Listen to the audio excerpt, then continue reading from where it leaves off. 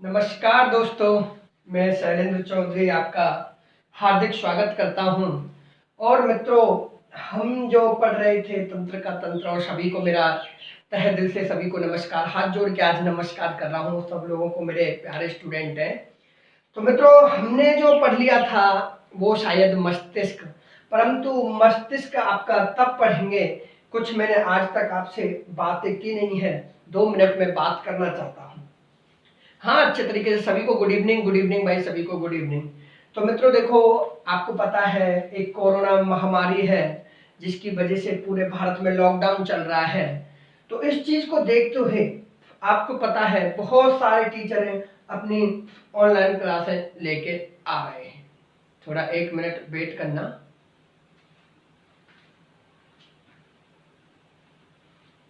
हाँ, तो बहुत सारे टीचर ऑनलाइन लाइव क्लासें लेके आ रहे हैं। और क्यों? क्योंकि वो टीचर चाहते हैं कि जिस संस्था में वो काम करे उस संस्था को लोग पहचाने। तो इसी चीज को लेकर, और टीचर का भी नाम हो, तो इसी चीज को लेकर हम आपके लिए कह रहे हैं कि आप तो पहली बात आपको भी पता है, जब ज्यादा स्टूडेंट लाइव आते हैं तो टीचर के अंदर एक खुद ऑटोमेटिक एनर्जी आती है। अब बच्चे क्या है, लाइव कम आ रहे हैं, हम पढ़ाते जा रहे हैं, तो हम भी क्या सोचते हैं कि बच्चे कम हैं, क्या पढ़ाएं। जो चीजें बताने लायक होती हैं उनको भी कभी कभार हम इग्नोर कर देते हैं। तो सभी जितने भी स्टूडेंट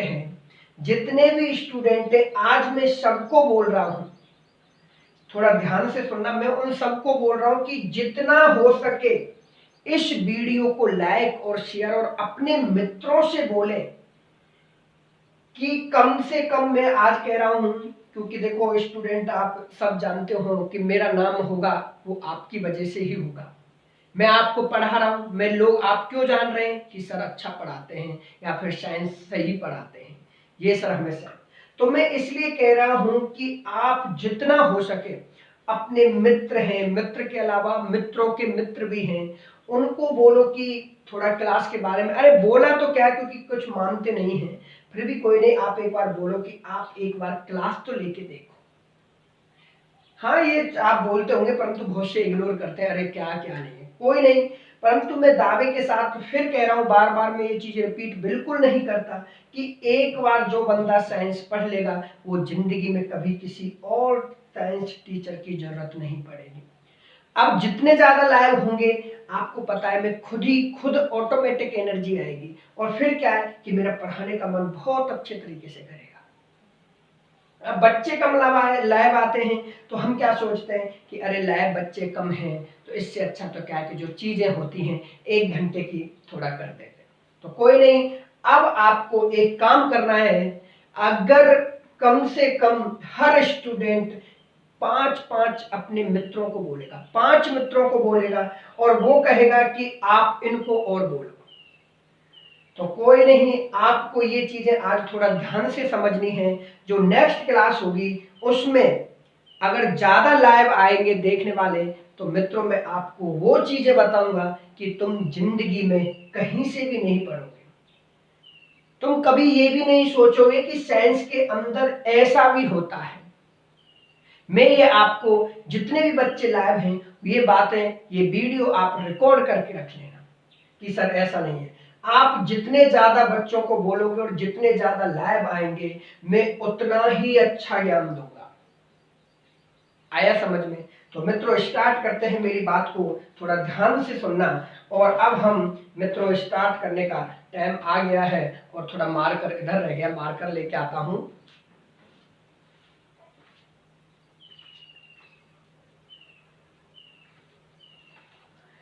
तो मित्रों, हमने जो पढ़ लिया था वो मस्तिष्क पढ़ लिया। और बेटा, वो मस्तिष्क जो है, अगर दिल में मस्तिष्क नहीं है, अपनी बॉडी में मस्तिष्क नहीं है, तो आदमी कुछ काम का नहीं है। कल हमने मस्तिष्क के बारे में बहुत सारी चीजें पढ़ ली थी। अब देखो, याद क्या रखना है। मस्तिष्क, सबसे पहले मैंने आपको बताया था कि मस्तिष्क जो होता है वो एक चारों तरफ का आवरण होता है जिसे हम क्रेनियम कहते हैं। यहां तक मेरा क्लियर था? तो आज में हम मस्तिष्क, और मस्तिष्क को इंग्लिश में मित्रों क्या कहते हैं? ब्रेन। तो सबसे पहले तो याद रखना मस्तिष्क का अध्ययन। आज पता नहीं मार्कर कैसे चल रहा है, तभी तो मैं कहता हूं ज्यादा लाभ आएंगे तो मार्कर भी काम करेगा। तो मस्तिष्क का अध्ययन जो मित्रों वो कहलाता है न्यूरोलॉजी कहलाता है। याद रखना मस्तिष्क का अध्ययन क्या कहलाता है, न्यूरोलॉजी कहलाता है। अब देखो न्यूरोलॉजी क्यों, क्योंकि याद रखना मस्तिष्क के अंदर, मैं थोड़ा लिख देता हूं, मस्तिष्क के अंदर, मस्तिष्क के अंदर न्यूरॉन कोशिका पाई जाती है। कौन सी कोशिका पाई जाती है, न्यूरॉन कोशिका पाई जाती है। मतलब अब आपको क्वेश्चन पूछ लिया जाए कि मस्तिष्क के अंदर जो कोशिकाएं पाई जाती हैं उन कोशिकाओं को क्या कहते हैं, न्यूरॉन कहते हैं। और इन न्यूरॉन से ही साइंस की कौन सी टर्म बन गई, लॉजी। तो मस्तिष्क का अध्ययन क्या कहलाता है, न्यूरोलॉजी। और आपने देखा होगा मस्तिष्क के जो डॉक्टर होते हैं, जो मस्तिष्क के बारे में जानते हैं, जो मस्तिष्क का इलाज करते हैं, जो डॉक्टर होते हैं, उनको कहते हैं न्यूरोलॉजिस्ट। मित्रों क्या कहते हैं, न्यूरोलॉजिस्ट। अब आपने देखा होगा कार्डियोलॉजिस्ट, न्यूरोलॉजिस्ट, नेफ्रोलॉजिस्ट, ये बहुत सारे डॉक्टर होते हैं। तो ऐसे ही नेफ्रोलॉजिस्ट होगा वो किडनी का डॉक्टर होगा, न्यूरोलॉजिस्ट होगा वो मस्तिष्क का होगा, कार्डियोलॉजिस्ट होगा वो हृदय का होगा, बहुत सारे होंगे। तो ऐसे ही जो मस्तिष्क का इलाज करता है, मस्तिष्क को देखता है, उस डॉक्टर को हम क्या कहते हैं, न्यूरोलॉजिस्ट कहते हैं। जबकि मित्रों मस्तिष्क का अध्ययन क्या कहलाता है, न्यूरोलॉजी कहलाता है। यहां तक मेरा क्लियर है। अब मैंने आपको बताया था कि मस्तिष्क में सबसे ज्यादा क्या पाई जाती है, सर्वाधिक क्या पाई जाती है, वसा पाई जाती है। सर्वाधिक क्या पाई जाती है, वसा। और वसा को मित्रों इंग्लिश में क्या कहते हैं, फैटेस्ट। तो इसलिए इसे क्या कहते हैं, इसलिए इसे फैटेस्ट ऑर्गन कहते हैं। ऑर्गन मतलब क्या होता है, अंग होता है। ऑर्गन मतलब क्या होता है मित्रों, अंग होता है। तो याद रखना क्वेश्चन क्या बन गया कि फैटेस्ट ऑर्गन कौन सा होता है, तो फैटेस्ट ऑर्गन मस्तिष्क को कहते हैं। मस्तिष्क में ही क्या पाई जाती है, सर्वाधिक वसा। क्यों, क्योंकि सबसे ज्यादा हमारी ह्यूमन बॉडी के जो ऑर्गन से अंग है, सबसे ज्यादा ऊर्जा किसको जरूरत होती है, मस्तिष्क को। और सबसे ज्यादा ऊर्जा हमें किससे मिलती है, वसा से मिलती है। क्लियर यहां तक। इसके अलावा याद रखना मस्तिष्क के अंदर, मित्रों बार बार कह रहा हूं अच्छी चीजें बताऊंगा, और आप इस वीडियो को लाइक और शेयर करते रहोगे ना तो और चीजें पढ़ाने में इंटरेस्टिंग आएगा, बहुत अच्छी चीजें बताएंगे। इसके अलावा याद रखना मस्तिष्क क्रेनियम में सुरक्षित रहता है, क्रेनियम में सुरक्षित रहता है। अब आपसे पूछ लिया जाता है क्रेनियम में क्या सुरक्षित रहता है, तो मस्तिष्क। और क्रेनियम को अपनी भाषा में क्या कहते हैं, खोपड़ी कहते हैं। खोपड़ी बोले तो स्कल। यहां तक क्लियर है। अब मित्रों याद रखना सबसे पहले हो गया। अब मैं जो एक्सप्लेन करूंगा वो नई जो टॉपिक या नया हेडिंग होगा वो होगा क्रेनियम। तो यहां तक क्लियर है। अगर पूछा जाए कि मस्तिष्क का अध्ययन क्या कहलाता है, न्यूरोलॉजी, मस्तिष्क के अंदर कौन सी कोशिका पाई जाती है, न्यूरॉन कोशिका पाई जाती है। डॉक्टर होगा उसको क्या कहेंगे, न्यूरोलॉजिस्ट कहेंगे। सबसे ज्यादा फैटेस्ट ऑर्गन किसको कहते हैं, मस्तिष्क को कहते हैं। मस्तिष्क किस में सुरक्षित होता है, क्रेनियम में सुरक्षित रहता है। मित्रों यहां तक किसी को कोई दिक्कत नहीं है, मेरे को पता है कोई दिक्कत नहीं है, तो मैं मिटा देता हूं। अब हम पढ़ेंगे, एक टर्म्स आया था, एक टर्म्स आई थी और टर्म्स का नाम था, आपने बोला था कि सर क्रेनियम। तो अगली हेडिंग हमारी क्या होगी मित्रों, क्रेनियम। मैं लिखा चुका हूं कि मस्तिष्क के चारों ओर एक आवरण पाया जाता है जिसे हम क्या कहते हैं, क्रेनियम कहते हैं। अब देखो हमारे क्रेनियम को हम क्या लिख सकते हैं, खोपड़ी। क्या लिख सकते हैं, खोपड़ी। हमारा मस्तिष्क किसमें सुरक्षित रहता है, खोपड़ी में सुरक्षित रहता है। और मित्रों खोपड़ियों में जो कितनी हड्डियां होती हैं, यही कई बार पूछा जाता है कि खोपड़ियों में कितनी हड्डियां होती हैं। तो मैं बता देता हूँ, खोपड़ी में 8 हड्डी होती है। जब हम स्केलेटन सिस्टम पढ़ेंगे, कंकाल तंत्र पढ़ेंगे, तब हम उसमें हड्डियों को बताएंगे। और मैं बता देता हूँ 8 हड्डियां कौन कौन सी होती हैं। 2 तो होती हैं ओसिपिटल, उसके अलावा 2 होती हैं टेम्पोरल, 2 होती हैं फ्रंटल, 2 होती हैं, एक होती है स्पेनोफाइल। टोटल जो होती हैं ये कितनी होती हैं, 8 हड्डियां होती हैं। मित्रों डरो मत, मैं करा दूंगा, जब कंकाल तंत्र पढ़ेंगे तो करा दूंगा। अब बस आपको इतना ही याद रखना है, खोपड़ी में कितनी हड्डियां होती हैं, 8 होती हैं। इसके अलावा याद रखना मित्रों थोड़ा, जो खोपड़ियां जो होती हैं, जो खोपड़ियों में कितनी हड्डी, 8। इन हड्डियों के बीच याद रखना, इन हड्डियों के बीच कई बार पूछ लिया जाता है, नहीं भी पूछा जाए तो याद रखना, इन हड्डियों के बीच फाइबर जॉइंट पाए जाते हैं। इन हड्डियों के बीच कौन से जॉइंट पाए जाते हैं, फाइबर जॉइंट पाए जाते हैं। फाइबर जॉइंट पाए जाते हैं। अब आपको पूछ लिया जाता है कि खोपड़ी में जो हड्डियां होती हैं, उन हड्डियों के बीच कौन से जॉइंट पाए जाते हैं, तो उस जॉइंट का नाम आप क्या बताओगे, फाइबर जॉइंट होते हैं। अब पूछ लिया जाए फाइबर जॉइंट कहाँ पाए जाते हैं, तो आपको क्या बताना है, खोपड़ी में पाए जाते हैं। और ये जॉइंट याद रखना, ये जॉइंट शरीर में सबसे मजबूत जॉइंट होते हैं।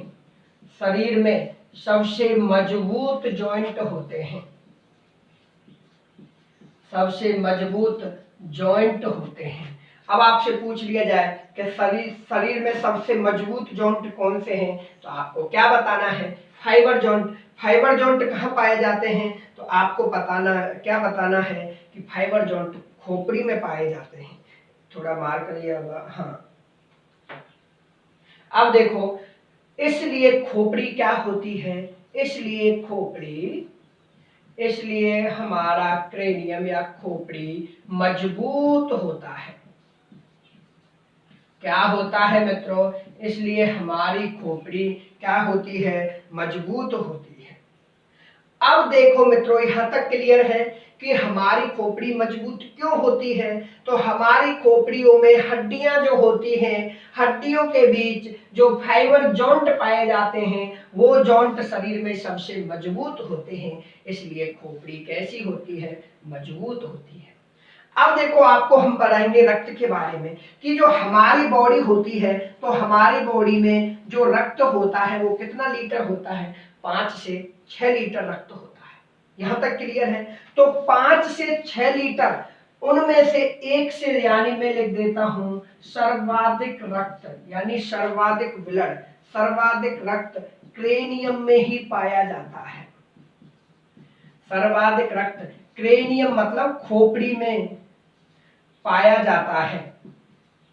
अब आपको पूछ लिया जाए कि शरीर का वह भाग कौन सा है जिसमें सबसे ज्यादा रक्त पाया जाता है, तो मित्रों आपको क्या आंसर देना है, क्रेनियम देना है।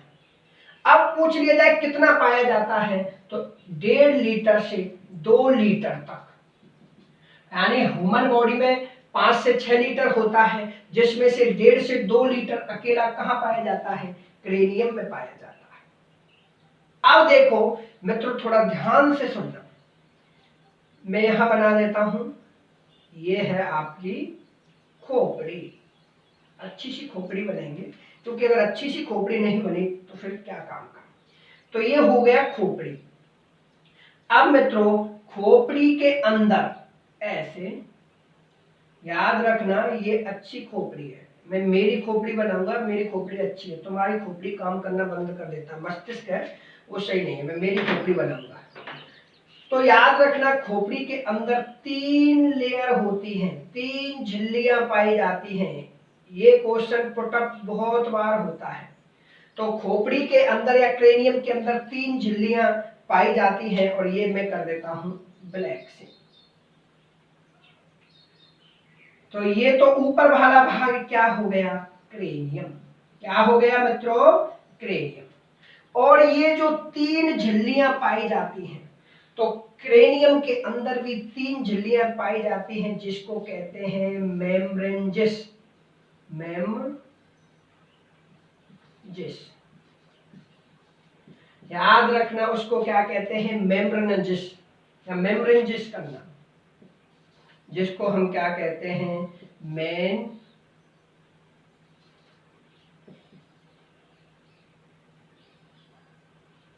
हाँ मेंजेनिस कहते हैं। थोड़ा ध्यान रखना, मेम्ब्रेनजिस थोड़ा सही नहीं लिखा यार, हिंदी में लिख दे, इंग्लिश में लिख देता हूं मेम्ब्रेनजिस, हिंदी में मेम्ब्रेनजिस। थोड़ा बोल देता हूं क्योंकि मेरी हिंदी कमजोर है, मैं आपको सभी स्टूडेंटों को बता देता हूं। जिसको खोपड़ियों के अंदर यानी क्रेनियम के अंदर 3 झिल्लियां पाई जाती हैं, जिसको कहते हैं मेम्ब्रेनजिस। हाँ मेम्ब्रेनजिस कहते हैं।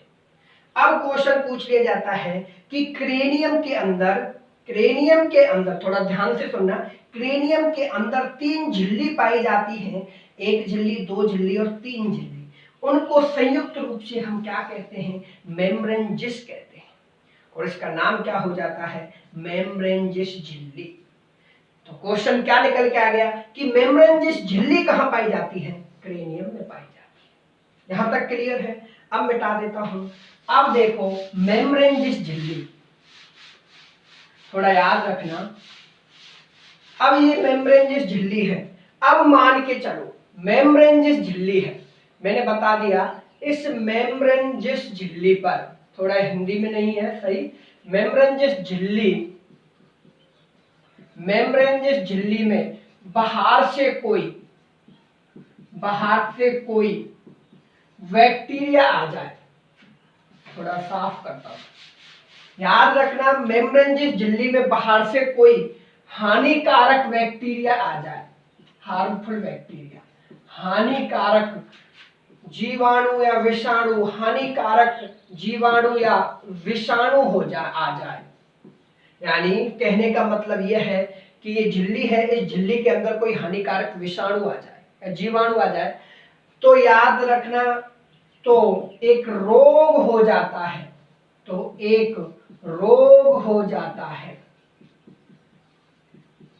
भाई इस झिल्ली के अंदर मान के चलो कोई इन्फेक्शन होगा, जीवाणु या विषाणु आएगा तो वो अपना प्रभाव जमा देंगे, एक रोग हो जाएगा, और उस रोग का नाम क्या है, मेनिनजाइटिस। उस रोग का नाम क्या है, मेनिनजाइटिस हो जाता है। और मित्रों ये क्वेश्चन रीट में आया हुआ है, किस में आया हुआ है, रीट में, कि मेनिनजाइटिस रोग किस अंग से संबंधित है, तो किस में होता है मित्रों, मस्तिष्क में होता है। ये किस में है, मेम्ब्रेनजिस झिल्ली, 3 पर झिल्लियों का आवरण हो, 3 झिल्लियों से बनी हुई होती है। अगर उस झिल्ली में जीवाणु या विषाणु आ जाते हैं तो वो वहां पर अपना इन्फेक्शन कर देंगे, और इन्फेक्शन जैसे ही कर देंगे तो एक रोग हो जाएगा। उस रोग का नाम क्या है, मेनिनजाइटिस होता है। और मेनिनजाइटिस जो होता है वो किस पर इफेक्ट करता है, मस्तिष्क में होता है। और इस मेनिनजाइटिस रोग से एक समाज सुधारक व्यक्ति थे जिनका नाम था राजा राम मोहन राय। राजा राम मोहन राय, याद रखना, कई बार अगर पूछ लिया जाए कि राजा राम मोहन राय की मृत्यु कैसे हुई, तो उनको एक रोग हो गया था, और रोग का नाम क्या था, वो था मेनिनजाइटिस। तो राजा राम मोहन राय की मृत्यु कैसे हुई, मेनिनजाइटिस रोग से। तो ये रोग कहाँ होता है, मस्तिष्क में होता है। जब मैं आपको ये चीजें बता चुका हूं।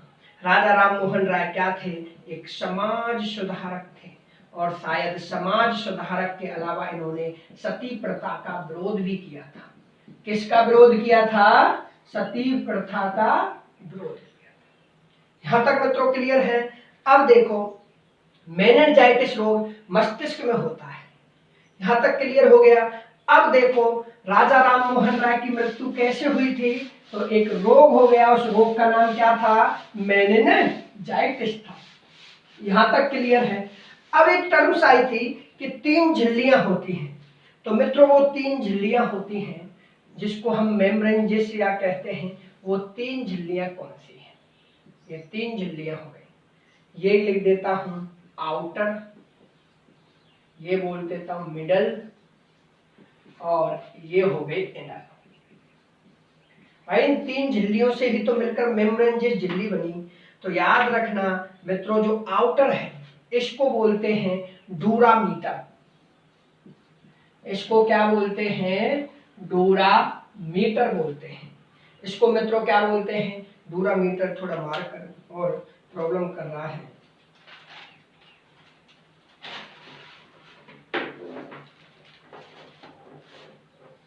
हाँ अब सही है। जिसको हम क्या बोलते हैं? डूरामीटर बोलते हैं। इसको बोलते हैं ऑर्किनाइड। इसको क्या बोलते हैं? ऑर्किनाइड। और इसको बोलते हैं पायोमीटर। इसको क्या बोलते हैं? पायोमीटर। मतलब जब ये तीनों मिल जाती हैं तो उसका नाम क्या होता है? मेम्ब्रेनजियस झिल्ली। जिसका नाम क्या होता है? मेम्ब्रेनजियस झिल्ली। तो जब 3 लेयर, आउटर जो लेयर होती है उसको क्या कहते हैं? डूरामीटर। मिडिल में जो लेयर होती है उसका नाम क्या है? ऑर्किनाइड। जो इनर में होती है उसे हम क्या कहते हैं? पायोमीटर। और इस पायोमीटर में ही थोड़ा ध्यान रखना, इस पायोमीटर में ही रक्त कणिकाएं पाई जाती हैं। और रक्त कणिकाएं कौन कौन सी? आरबीसी, डब्ल्यूबीसी और प्लेटलेट्स। तो रक्त कणिकाएं कहां पाई जाती हैं? पूछ लिया जाता है कौन सी लेयर में? पायोमीटर में। इसके अलावा जो न्यूरॉन्स होते हैं हमारे मस्तिष्क में, तो न्यूरॉन्स भी कौन सी लेयर में पाए जाते हैं? पायोमीटर में पाए जाते हैं। यहां तक क्लियर है? अब क्वेश्चन पूछ लिया जाता है कि मेम्ब्रेनजियस झिल्ली जो होती है उसमें पहली परत, इनर परत का नाम क्या होगा? पायोमीटर। मिडिल का क्या नाम होगा? ऑर्किनाइड। आउटर का क्या नाम होगा? डूरामीटर। अब पूछ लिया जाए रक्त कणिकाएं किस में पाई जाती हैं? कौन सी लेयर में पाई जाती हैं? पायोमीटर में। न्यूरॉन कौन सी लेयर में पाए जाते हैं? पायोमीटर। जब ये तीनों झिल्लियां मिल जाएंगी तो कौन सी झिल्ली बनेगी? मेम्ब्रेनजियस झिल्ली बनती है। यहां तक क्लियर हो गया? यहां तक किसी को दिक्कत हो तो वो मेरे को बता देना। थोड़ा जल्दी नोट करो, मैं आता हूं।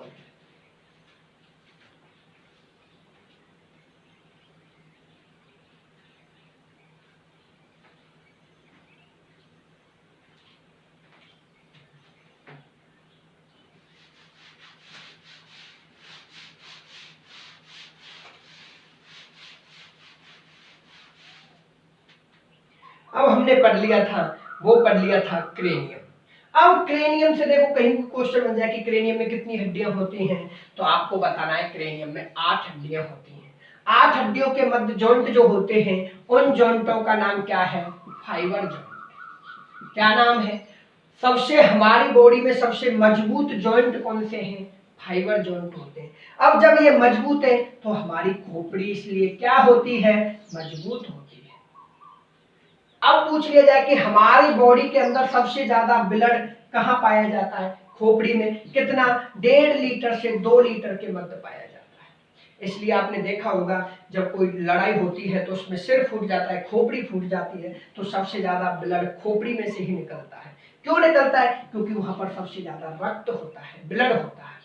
इसके बाद बताया कि इस क्रेनियम के अंदर 3 झिल्लियां होती हैं। पहली झिल्ली जो होती है आउटर वाली डूरामीटर, मिडिल वाली ऑर्किनाइड और नीचे वाली पायोमीटर। जब ये तीनों झिल्लियां मिल जाती हैं तो उस झिल्ली का नाम होता है मेम्ब्रेनजियस झिल्ली। और जैसे ही इस मेम्ब्रेनजियस झिल्ली में बाहर से कोई हानिकारक बैक्टीरिया या वायरस आ जाते हैं तो ये इस झिल्ली को इन्फेक्शन कर देते हैं। और इस झिल्ली में जैसे इन्फेक्शन हो जाएगा तो एक रोग हो जाएगा। उस रोग का नाम क्या होगा? मेनिनजाइटिस होगा।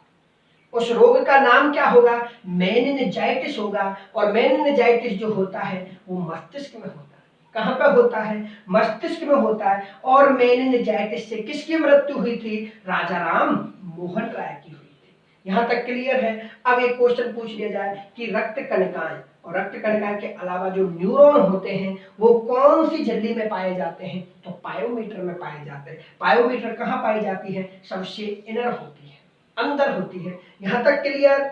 और अब हम पढ़ेंगे नेक्स्ट वीडियो में, जो अगला पार्ट आएगा वो उसका वेट करना, वो हमारा नेक्स्ट वीडियो में। आज की वीडियो यहीं पर खत्म करते हैं और शेयर करते हैं।